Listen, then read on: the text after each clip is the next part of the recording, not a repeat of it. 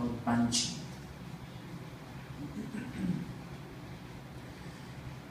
In the land of cookie-cut brick and shingles, interlocked driveways and SUVs, a mere old cell phone's throw from the coupling of wind turbine and fission reactor, of lakeside beaches and heavy water casualties that adorn them. One chimney from the mold, instead of apple pie and chocolate chip, eked enough chili, ginger, and garlic to send a pungent potpourri-toting Martha reeling. From this culinary wormhole to the southeast could be heard such nattering and bleating about those boulets and these chinos, and once in a while a banshee bludgeoned ears through kitchen fumes. "What's banshee?" her son would query. "Remember why we locked the door?" Thick with threat, she replied, as if one would burst through the sliding patio glass, sexual deviant Nosferatu that sunk its fangs into straights and small innocents with crooked incisors and lipstick smeared like ruby go-kart track. The son's brows would furrow, unraveling yet another oddity that would baffle his friends.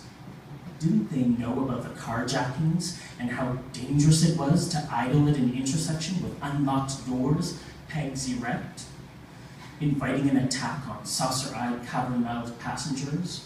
Why hadn't their parents warned them? How lucky the son was to have such guardians who cared.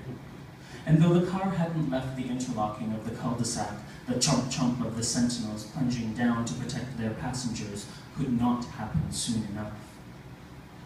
And suddenly, frost-fractaled windows begin to sweat, and sugar-dusted evergreens shed needles, shoot sunward, sprout floppy fronds in hirsute fruit.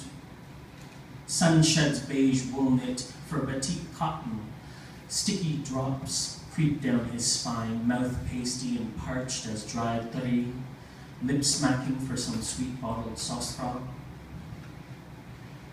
Tires ease to a halt at Jalan Pondok Kelapa and Lembah Pinang, a corner famous for well-heeled ladies of another sort, all coos and eyelashes flashing above the belly and below the waist wares. These were the sirens Mom talked about, the brazen, bikinied and neon necklaced, the synthetically buxom, the banshee. Outcasts and entertainers who would, pardon the pun, suck you into their den of depravity and debauchery. Or was it debauchery and depravity? Beware their call. They will ruin your sons, seduce your husbands, devour your grandchildren, and burp their cadaveric scent with a ruby-streaked tooth grin. And as the bejeweled hand reached for the handle, mother shrieks and squawks commanding Komang, "Light, light, light! Kunci, kunci, kunci!" And before last peg sinks from sentinel, our rubber streaks stain our nostrils, and a slender braceleted arm bids us farewell, then shrinks into metallic flash. She is unperturbed and perhaps unfazed by our hasty and somewhat unceremonious departure. Suddenly, Son is back in living room playing with his cousin's Cabbage Patch Kid instead of his own Transformers. One time. Banshee kamu ya! Or at a restaurant striding back from the boys' room with a little too much sachet. Yeesh! Kahit banshee. And instead of the beef, chicken, and pork, only Son becomes satay, marinated in shame, skewered by guilt, primed for the flame. And just then he is spinning inside a Superman and Wonder Woman shroud, drenched in sweat, though snow and wind rattle the plains. He is back to Jalan Kelapa and Pinang, and street lamp illuminating his embroidered lavender gown, glittering talons and 8-inch stilettos.